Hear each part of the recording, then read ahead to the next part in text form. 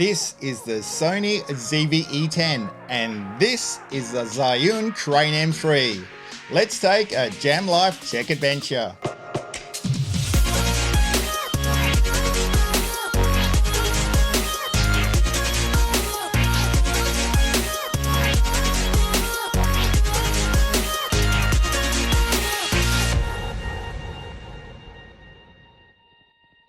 Welcome back guys to Jam Life Tech Talk. We have now surpassed 1,000 subscribers, and to all of you that have subscribed and been a part of that, thank you so much. And if you haven't, why not give it a try and hit subscribe, ring the bell so you don't miss a thing, and smash the like button. So have we finally found the perfect gimbal for this camera?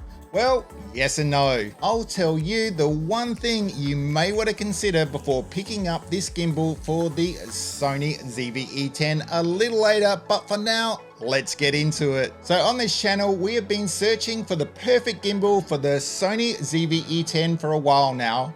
And while the winner in my mind at the moment is the DJI Ronin RSC2, what got me excited about the new Zhiyun Crane M3 is the fact that the size and weight of the gimbal are considerably less. That being said, so was the Crane M2, and the reason I felt the Ronin outperformed the M2 was in fact ease of use and a kind of fiddly balancing, which on an APS-C camera was time consuming and frustrating. And I felt that gimbal was more suited, in fact perfect, for my Sony ZV-1. So how did the new Zhiyun Crane M3 perform? Well, before I talk about my personal experience, let's do some stabilization testing. Really, I wanted to see how it went up against the Sony stabilization software Catalyst Browse, and discover if you really needed to buy this gimbal or was Catalyst Browse enough. I must apologize guys, before I show you the footage, I did have a speck of dust on the sensor which shows as a small black dot on the footage. What this does show is how much work Catalyst Browse is doing, by how much the black dot is moving around.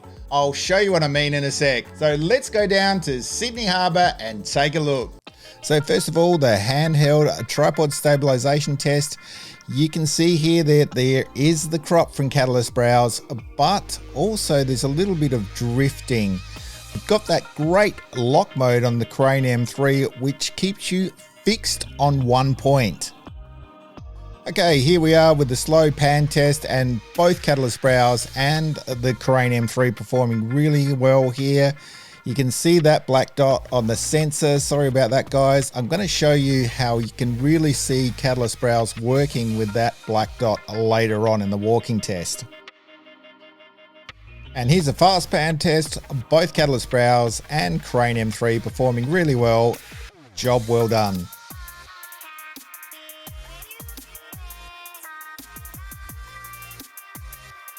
And here's the go mode stabilization test. This was born from the Crane M2, which the Crane M3 has as well, that go mode, both performing really well here.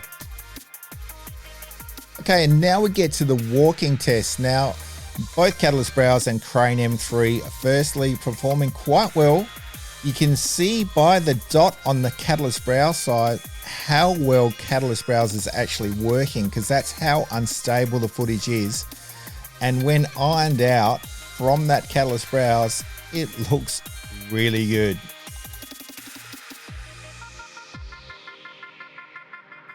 And here's the vlog test. You can see once again how well Catalyst Browse is working with that black dot jittering away there.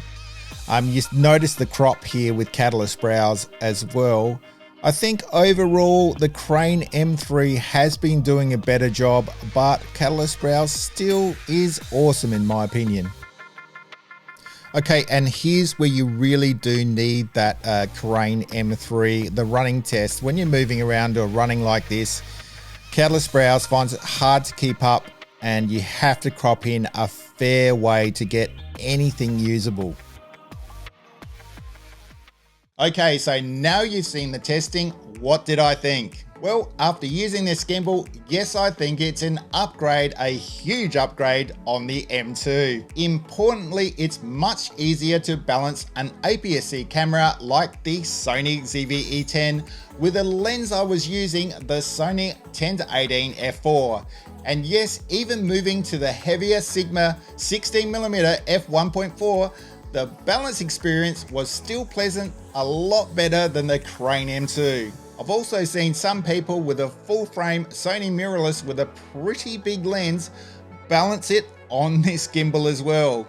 Don't know how easy that would be, but it's achievable. I also do appreciate a better feel and solid grip on the gimbal. And while the new front light attached to the gimbal is a bit gimmicky, I can see it being useful. Look guys, the Crane M3 is a vast improvement on the M2, I think.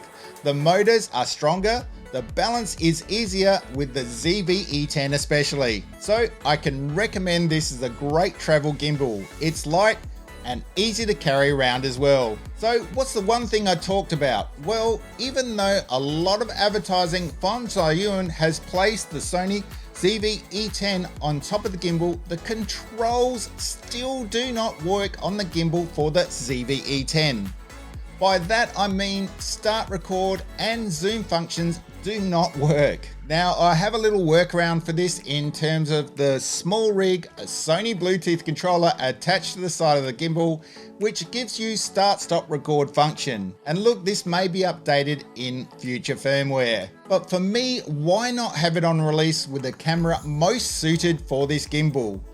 That defies logic for me and very frustrating. I guess to buy this gimbal, number one, is it worth it in terms of the little stabilisation you get over Catalyst browse, or the weight and size saving over the ease of use, balancing and gimbal control of the DJI RSC2. And by the way, that will be our next video comparing the Zhiyun Crane M3 with the DJI RSC2. That will be very interesting. But what did you guys think? Let us know in the comments below. Would you buy the Zhiyun Crane M3 for the Sony ZV-E10? Or are you happy with Catalyst browse to stabilize? And that's all I have for you guys today. Please subscribe, ring the bell, give the video a thumbs up, all that good stuff, and we'll see you on the next Jam Life Tech Adventure.